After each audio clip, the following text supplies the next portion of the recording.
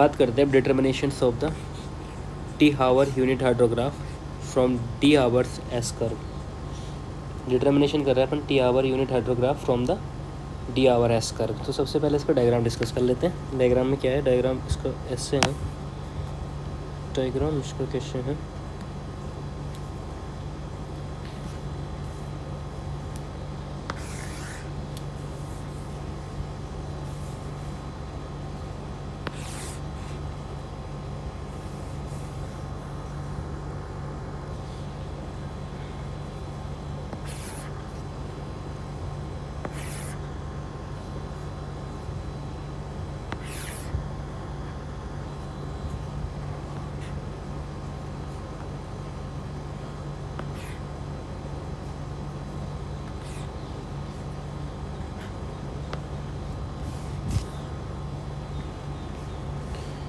ये यहाँ से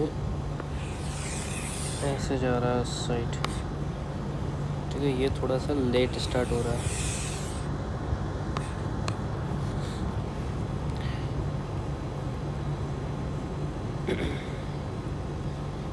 और जो इसके बीच में ये डिस्टेंस है ना, ये क्या है, S A minus S B, और ये क्या है, बी है, ठीक है। तो यहाँ पर क्या लग रहा है, इन बिटवीन से, और ये जो डिस्टेंस है ये है D T D Y T minus S A minus S B, and this was T hour unit hydrograph,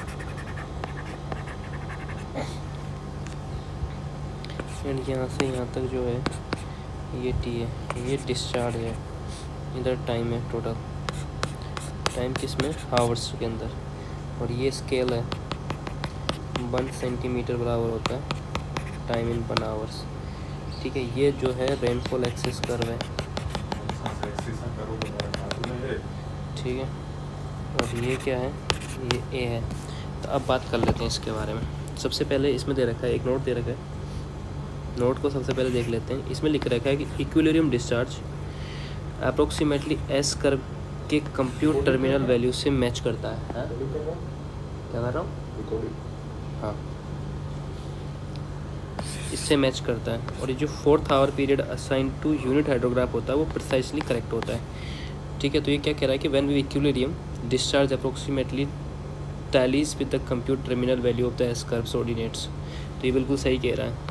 it will be functions in the terminal values, unit hydrograph के rainfall duration को imprecise show करता है। तो सबसे पहले इसका procedure देख लेते हैं। स्टेप 1 में क्या करते हैं, 2 डी हावर एस कर्व कंसिडर करना है, लाइक एस कर्व ए और एस कर्व बी। तो ये अपने पास में एस कर्व ए, एस कर्व बी हो गया। स्टेप 2 में क्या करना है कि बी कर्व को ए कर्व से टी हावर तक लैग करना है, जो अपन ने टी हावर तक इसको लैग करा दिया। स्टेप नंबर 3 बोलती है कि बी के ऑर्डिनेट को ए के ऑर्डिनेट से सब्सट्रैक्ट करना है। तो बिल्कुल सही बात बोला उसने, हमने S A minus S B कर दिया, ठीक है। अब रिजल्टिंग कर्व क्या निकल के आएगा, ये डायरेक्ट रन ऑफ हाइड्रोग्राफ होता है जो निकल के जो कर्व आया था दोनों के बीच से, और जो rain fall duration T hours थी इसके अंदर, और मैग्नीट्यूड टी बाई डी हो गया इन सेंटीमीटर में। स्टेप फोर्थ में क्या कह रहा है कि रिजल्टिंग कर्व ऑर्डिनेट को टी बाई डी से डिवाइड करो और टी यूनिट हाइड्रोग्राफ ऑर्डिनेट मिलता है इससे। अब इस ग्राफ के फीचर्स क्या हैं, जो रेनफॉल एक्सेस इंटेंसिटी होती है वो 1/d सेंटीमीटर पर आवर्स होती हैं। कर्व आपको बता ही दिया कि ए और बी कर्व था, उनका डिफरेंस कर्व को बता दिया S A minus S B. दूसरा फाइनल रिजल्ट अपन को टी यूनिट हाइड्रोग्राफ से निकल के आ गया। इसके जो एक्सेस किस किस पे बनती है, डिस्चार्ज और टाइम के बीच में ये हाइड्रोग्राफ बनता है। नेक्स्ट बात करते हैं यूनिट ऑफ हाइड्रोग्राफ्स। यूनिट ऑफ हाइड्रोग्राफ्स में क्या होता है वो देख लेते हैं। Sorry, use of unit of hydrograph है, ठीक है। क्या यूज होता है इन यूनिट्स का, यूनिट हाइड्रोग्राफ्स में इफेक्टिव रेनफॉल और डायरेक्ट रन ऑफ के बीच एक रिलेशन इस्टेब्लिश करता है। किस किस के बीच में, इफेक्टिव रेनफॉल और डायरेक्ट रन ऑफ के बीच में। कैचमेंट हाइड्रोलॉजी स्टडी में इसका बहुत यूज होता है। अब एक एक यूज समझते हैं इसका। पहला यूज आता है फ्लड हाइड्रोग्राफ डेवलप करना होता है, जो एक्सट्रीम रेनफॉल मैग्नीट्यूड के लिए होता है। दूसरा आता है फ्लड फ्लो रिकॉर्ड का एक्सटेंशन होता है, जो रेनफॉल रिकॉर्ड के बेसिस पर होता है। तीसरा होता है फ्लड फोरकास्टिंग और वार्निंग सिस्टम के लिए, जो रेनफॉल के बेसिस पर डेवलपमेंट होता है। नेक्स्ट बात करते हैं limitations of the unit hydrograph के बारे में। तो इसकी लिमिटेशंस क्या क्या होती हैं। पहला अजम्पशन लिमिटेड बात करते हैं। रेनफॉल यूनिफॉर्मली डिस्ट्रीब्यूट माना जाता है ना। तो रेनफॉल इंटेंसिटी कांस्टेंट माना जाता है, और प्रैक्टिकल कंडीशन में ये अजम्पशन स्ट्रिक्टली सेटिस्फाई नहीं होता है। कैचमेंट एरिया की जो लिमिटेशंस हैं, वो एरिया जो ग्रेटर देन होता है 5000 किलोमीटर स्क्वायर के लिए सूटेबल नहीं होता, इससे ज़्यादा के लिए ये सूटेबल होता है। एरिया लेस देन 2 किलोमीटर के लिए भी सूटेबल नहीं है अगर बात माने तो। नेक्स्ट बात करती है प्रेसिपिटेशन लिमिटेशंस के लिए। सिर्फ रेनफॉल के लिए ही ये एप्लीकेबल होता है, स्नो मेल्ट रन ऑफ को सेटिस्फैक्ट्री रिप्रेजेंट नहीं करता है। नेक्स्ट बात करते हैं स्टोरेज कैपेसिटी। कैचमेंट में लार्ज स्टोरेज नहीं होना चाहिए, example like tank, pond, etc. ये स्टोरेज डिस्चार्ज लीनियर रिलेशन को अफेक्ट करता है। एक्सपेक्टेशंस वेरिएशंस की बात करें तो टाइम बेस में अबाउट 20% वेरिएशन एक्सपेक्टेड होता है, और पीक में अबाउट 10% वेरिएशन एक्सपेक्टेड होता है। अब बात करते हैं डिस्ट्रीब्यूशंस ग्राफ के बारे में। इसकी क्या डेफिनेशन होती है। डेफिनेशन की बात करते हैं इसकी डिस्ट्रीब्यूशन हाइड्रोग्राफ के बारे में। तो ये क्या आता है, इसका सबसे पहले हम डायग्राम्स पहले भी मैंने बनाया था, एक बार फिर से देख लेते हैं कि इसका डायग्राम कैसे होता है डिस्ट्रीब्यूशंस ग्राफ के बारे में।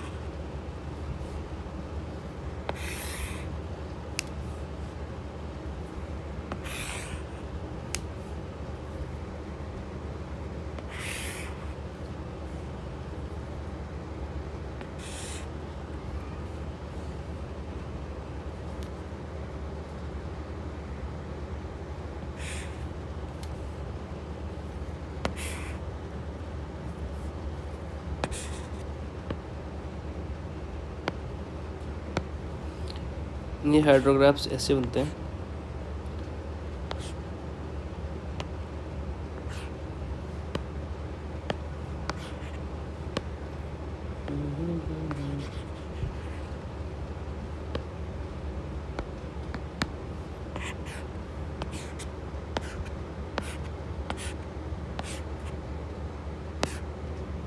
ये थोड़ा सा कम बनेगा इस जगह पे।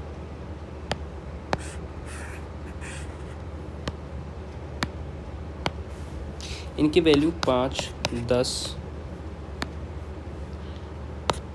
15, 27, 16, 12, 8, 5 और 2, 0, 4, 8, 12, 16, 20, 24, 28, 32 एंड 36 आवर्स में ही 0, 1, 2, 3, 4, 5, 6, 7, 8 और 9।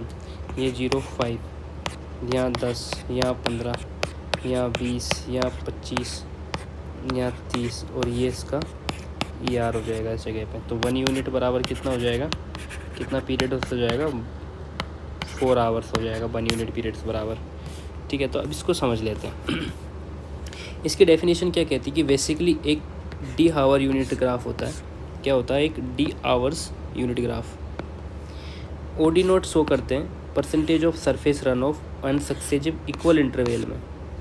ठीक है, तो क्या कह रहा है कि distribution graph is basically a D hour unit graph with ordinate showing the percentage of surface run off occurring in the successive periods of equal time of interval of D hours. तो इसने सही बोला है कि basically एक D hours unit hydrograph होता है और ऑर्डिनेट शो करता है percentage of surface run off में सक्सेसिव इक्वल इंटरवल्स के अंदर। ठीक है, देन फिर बोलता है कि rainfall excess duration D hour interval में होता है। ये सही बोला है। The duration of rainfall excess is taken as a unit interval and distribution graph ordinates are indicate at a successive unit interval. The duration को यूनिट इंटरवल माना जाता है और distribution graph ordinate successive unit interval पर indicate होता है। अब इसका पर्पज़ क्या होता है? नॉन ERH के लिए DRH जनरेट करने में यूज होता है। नॉन ERH के लिए क्या जनरेट करने के लिए? DRH जनरेट करने के लिए डिस्ट्रीब्यूशन कर्व का यूज होता है। सेम एग्जैक्टली होता है यूनिट हाइड्रोग्राफ के जैसे ही। यूनिट हाइड्रोग्राफ में जैसा होता है वैसे ही इसके अंदर होता है। Distributions graph are useful in comparing the runoff characteristics of the different catchments. जो डिफरेंट कैचमेंट के रन ऑफ कैरेक्टरिस्टिक्स कंपेयर करने में यूज़फुल होता है। अब बात करते हैं टिपिकल डिस्ट्रीब्यूशंस ग्राफ के लिए। जैसे इसमें एग्जांपल दे रखा है कि 4 आवर डिस्ट्रीब्यूशंस ग्राफ है। ओरिजिनेट जो है 100% तक ऐड होते हैं and then introduce by the वेनार्ड। ये इंट्रोड्यूस किसने किया था? वेनार्ड ने। ये क्या कह रखा है कि a typical 4 hour unit hydrograph is ordinate plotted at 4 hours interval and the total, ये बिल्कुल 4 आवर इंटरवल पे। ये देखो 4 दूना 8, 4 तिया 12। और ये जो डिस्ट्रीब्यूशन ग्राफ है ना, ये वेनार्ड ने किया था। अब बात करते हैं constructions of the distribution graph के बारे में। इसका कंस्ट्रक्शन कैसे हो डिस्ट्रीब्यूशन ग्राफ का? कि यूनिट हाइड्रोग्राफ को इक्वल इंटरवल में डिवाइड किया जाता है। हर स्ट्रिप के नीचे का एरिया कैलकुलेट किया जाता है। जैसे हर स्ट्रिप में A1, A2, A3, A4 ये सारी चीज़ें हो जाती हैं इस तरीके से।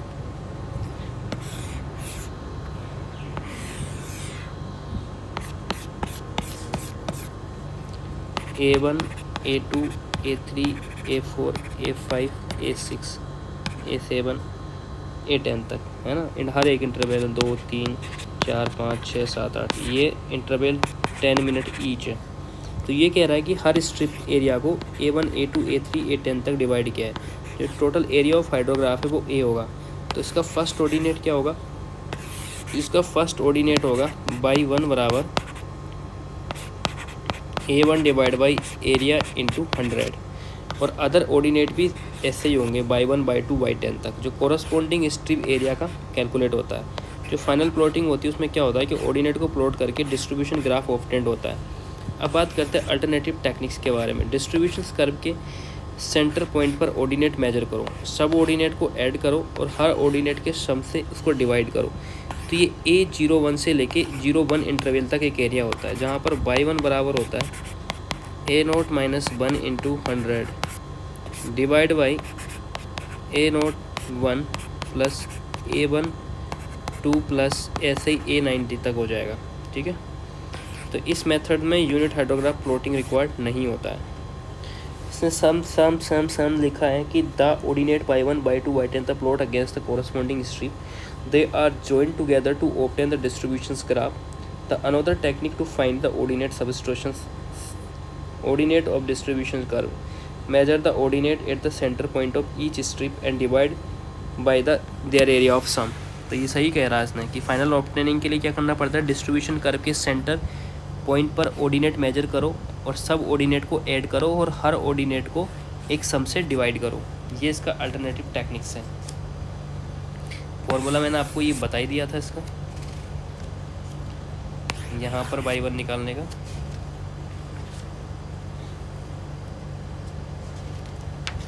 नेक्स्ट बात करते हैं अब सिंथेटिक यूनिट हाइड्रोग्राफ के बारे में कि ये क्या चीज़ है। सिंथेटिक यूनिट हाइड्रोग्राफ या सेंडर मेथड्स, इसका पर्पज़ क्या होता है? कैचमेंट के लिए यूनिट हाइड्रोग्राफ डेवलपमेंट करना।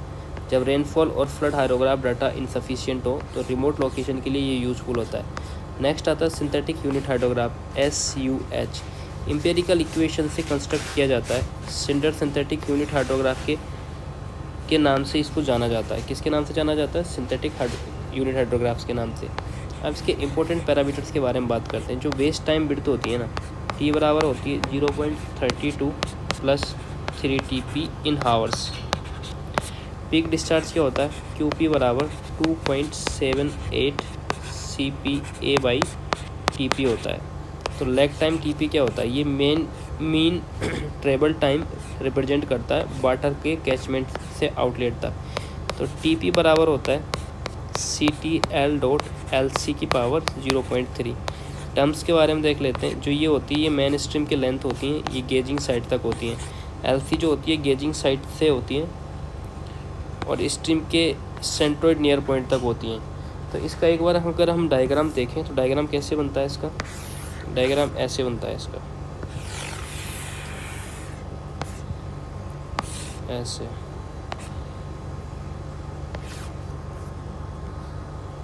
कॉफ़ी 10-15 मिनट बाद बनाएंगे, 10 मिनट बाद। यहाँ तक टीपी होता है, ये स्टॉर्म ड्यूरेशन है, ये एक यूनिट हाइड्रोग्राफ है, ठीक है। इधर डिस्चार्ज हो ही गया, इधर जो है ये बेस विड्थ टाइम हो गया। तो ये क्या कह रहा है, सीटी आपको समझ में आ गया कि रीजनल कांस्टेंट है, वाटरशेड स्लोप रिप्रेजेंट करता है, स्टोरेज कैरेक्टरिस्टिक्स को ये भी रिप्रेजेंट करता है। जो सीटी की वैल्यू होती है 0.3 से लेके 6 तक होती है, ये एक रीजनल कांस्टेंट है, ठीक है, जो इस फॉर्मूले में यूज़ होता है, जिसमें हम लैग टाइम निकालते हैं। तो हम ऐसे कह सकते हैं कि मेन स्ट्रीम की जो लेंथ होती है गेजिंग लाइट साइड तक, इसके प्रोपोर्शनल होती है वाटरशेड स्लोप, जो कि रिप्रेजेंट करता है, जो ये स्लोप रही वाटरशेड स्लोप। नेक्स्ट चलते हैं, यहाँ लिखा लगा W75, ये विड्थ ऑफ ग्राफ है 875% तक, है ना। तो कौन से ग्राफ के अंदर है वो, इस ग्राफ के अंदर है।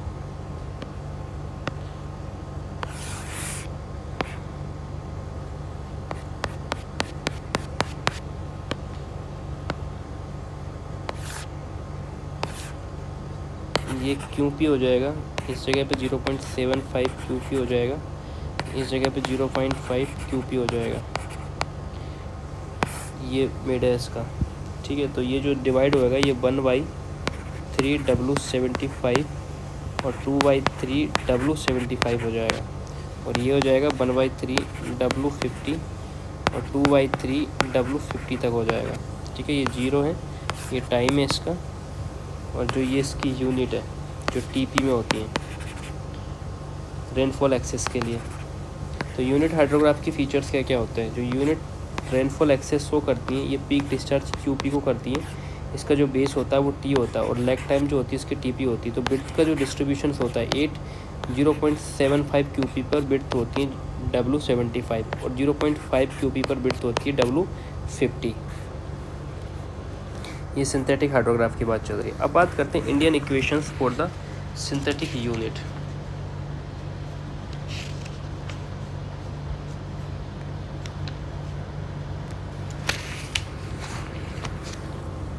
ये क्या कहता है, ये कहता है कि Indian equation for the synthetic unit hydrograph का पर्पज होता है, इंडिया के लिए यूज होती है। कैचमेंट का जो साइज होता है इसमें 25 से लेकर 500 किलोमीटर के बीच में होता है। ये जो QP हो क्या होता है, ये पीक डिस्चार्ज होता है। पीक डिस्चार्ज यहाँ पर SM जो होता है ग्रेटर देन होता है 0.0028 से। तो यहाँ पर QP की वैल्यू क्या हो जाएगी, QP बराबर होता है 4.4 × A⁴ लाइक दिस। अगर ये कह रहा है कि SM जो है लेस देन 0.0028 से हो, तो QP की वैल्यू जो हो जाएगी वो 222 A⁴ आ जाएगी, है ना, 3/4, दोनों में ही सेम है, इंटू SM की वैल्यू 3/4, ये वाला फॉर्मूला। कौन सा वाला, ये वाला फॉर्मूला। अब आते हैं ब्रिड्थ मीन स्लोप के बारे में। ब्रिड्थ मीन स्लोप क्या होती है, इसका फॉर्मूला जो SM बराबर होता है वो LC divide by L1 divide by √S1 plus L2 divide by √S2 plus LN √SN हो जाता है।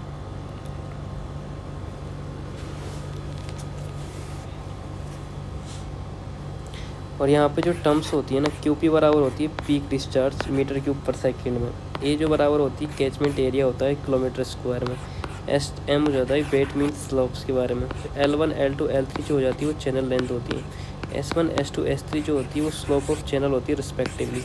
अब बात करते हैं लैग टाइम के बारे में। लैग टाइम क्या होता है, ये TP1 बराबर होता है 3.95 divide by QP by A की power 0.9।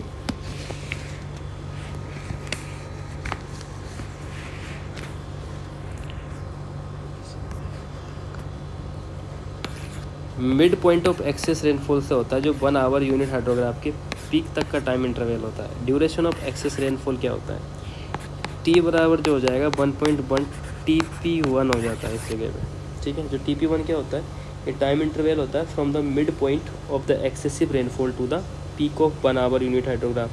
The duration of excess rainfall is taken as T बराबर ये ली जाती है। इसकी मीनिंग क्या होता है, किस चीज़ का,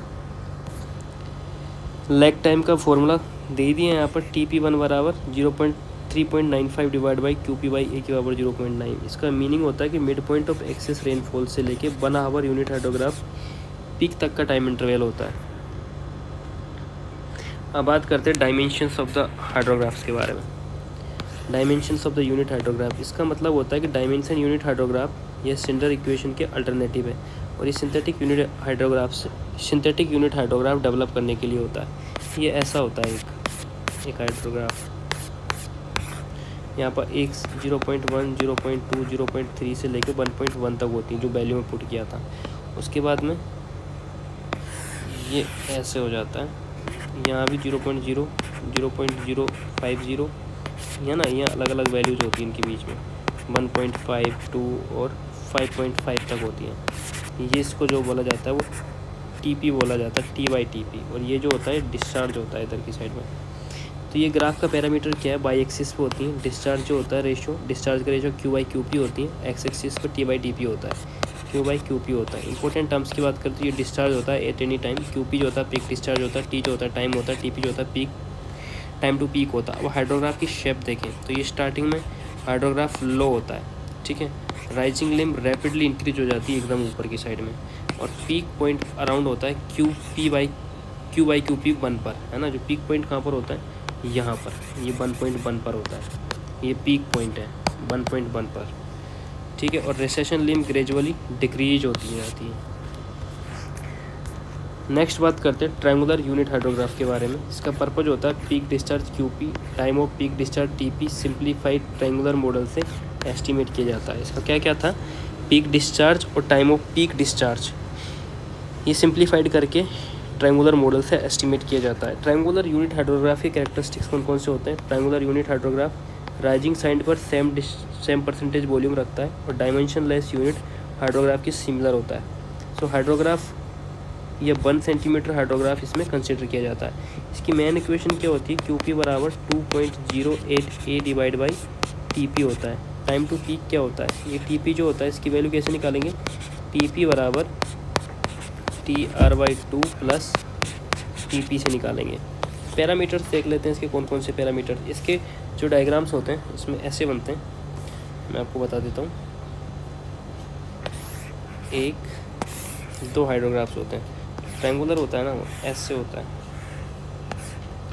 यहाँ से लेके यहाँ तक जो डिस्टेंस होती है ये TP होता है, ये जो होता है वो QP होता है, ये जो होता है TP होता है, ठीक है। क्या है, नहीं यार,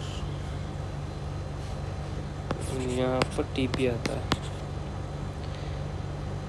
ये ट्रायंगुलर यूनिट हाइड्रोग्राफ है, और ये जो दूसरा आता है इसमें ऐसे जो आएगा, ऐसे आएगा नीचे, ये जो वैल्यू आएगी 12.25 होएगी, यहाँ तक जो होएगी वो होएगी 0.75H, और ये जो टोटल हो जाएगा 2 आवर्स हो जाएगा। ये डिस्चार्ज होता है, और जो 1 सेंटीमीटर बराबर होता है 0.5H।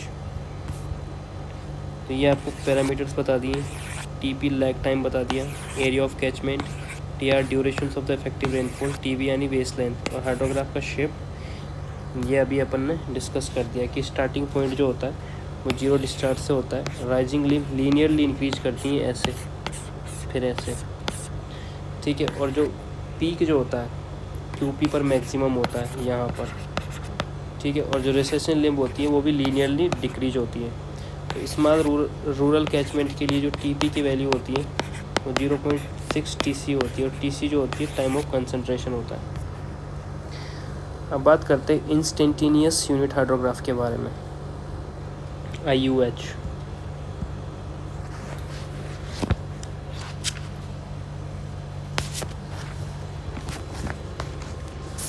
इसके अंदर इसकी क्या डेफिनेशन है कि जो इंस्टेंटेनियस यूनिट हाइड्रोग्राफ होता है एक फ्रिक्शन कंसेप्चुअल यूनिट हाइड्रोग्राफ है। इंस्टेंटेनियस प्रेसिपिटेशन के कारण 1 सेंटीमीटर रेनफॉल एक्सेस से सरफेस रन ऑफ रिप्रेजेंट करता है। Shape of D hour unit hydrograph shape D की वैल्यू पर डिपेंड करता है। जैसे जैसे डी रिड्यूज होता है रेनफॉल एक्सेस इंटेंसिटी बराबर होती है 1/d डिक्रीज होती है equals to decrease in 1/d। तो यूनिट हाइड्रोग्राफ मोर स्क्यूड हो जाता है जिसकी कंडीशन होती है d टेंड्स टू 0। अब बात करते हैं occurrence of instantaneous unit hydrograph. जब d 0 होने पर ये होता है और सिंगल पीक हाइड्रोग्राफ होता है और फाइनाइट बेस पर बिड्थ होती है। नेक्स्ट बात करते हैं कैरेक्टरिस्टिक्स के बारे में। गिवन कैचमेंट के लिए instantaneous unit hydrograph rainfall characteristic से इंडिपेंडेंट होता है। एस कर्व में जो S1 होता है वो डी हावर यूनिट हाइड्रोग्राफ से ड्राइव होता है। इंटेंसिटी ऑफ द रेनफॉल जो होती है वो I बराबर 1/d सेंटीमीटर पर आवर्स होती है। अब बात करते हैं अनोदर एस कर्व के लिए। S1 S2 से एक टाइम इंटरवल t से सेपरेट होता है और जो IUH ऑर्डिनेट होता है वो U बराबर t होता है जिसमें लिमिट लगी होती है कहाँ से लेकर कहाँ तक S2 minus S1 divide by IDT बराबर 1/ds 1dt होता है। यूनिट हाइड्रोग्राफ डिफरेंस क्या होता है कि ABCD जैसे इसका कर्व मैं बनाता हूँ अभी आपके सामने।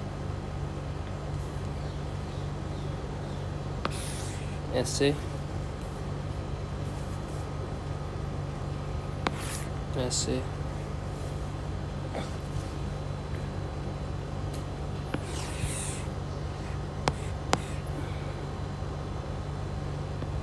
दूसरा जो बनेगा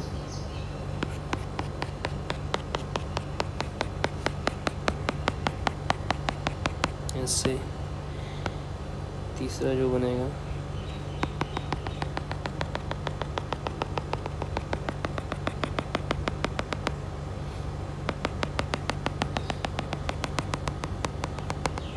ऐसे, जो थर्ड वन बनेगा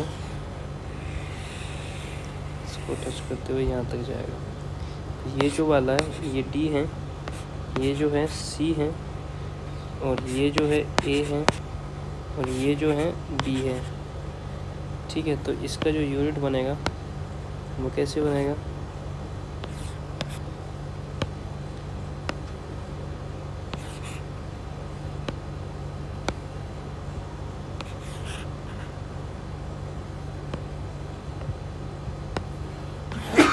ऐसे ये A हो जाएगा, ये B हो जाएगा, ये C हो जाएगा, ये D हो जाएगा। CERH है ये।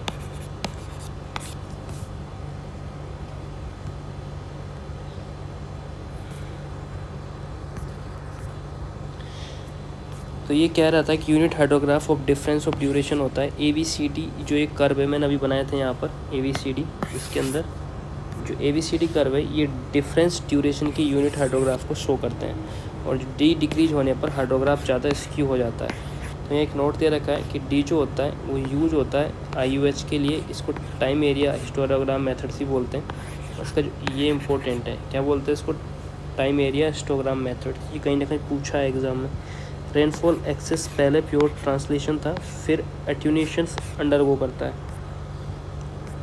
नेक्स्ट बात करते हैं अदर टाइप्स ऑफ हाइड्रोग्राफ्स। और भी हाइड्रोग्राफ्स से स्ट्रीम डिस्चार्ज को टाइम के अगेंस्ट क्रोनोलॉजिकली प्लॉट करते हैं और उस यूज को उसे हाइड्रोग्राफ बोलते हैं। अच्छा, टाइम के अगेंस्ट क्रोनोलॉजिकली जो प्लॉट हुआ है स्ट्रीम डिस्चार्ज का, उसको यूनिट हाइड्रोग्राफ बोलते हैं।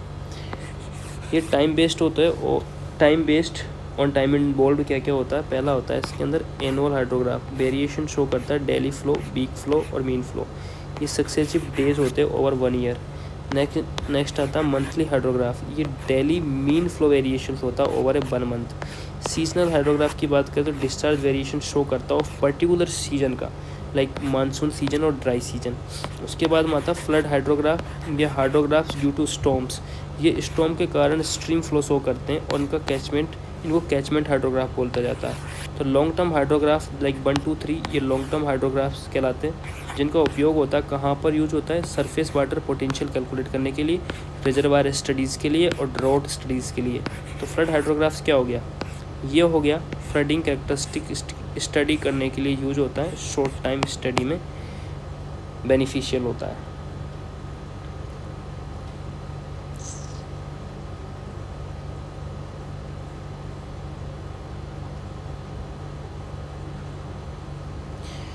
flood hydrograph or hydrographs due to storm, it show the stream flow due to the storm over catchment. Hydrograph 1, 2, 3 above called long term hydrographs,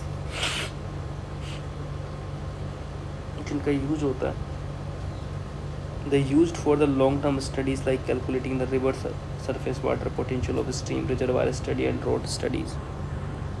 ले भाई तेरा हो गया हाइड्रोग्राफ खत्म.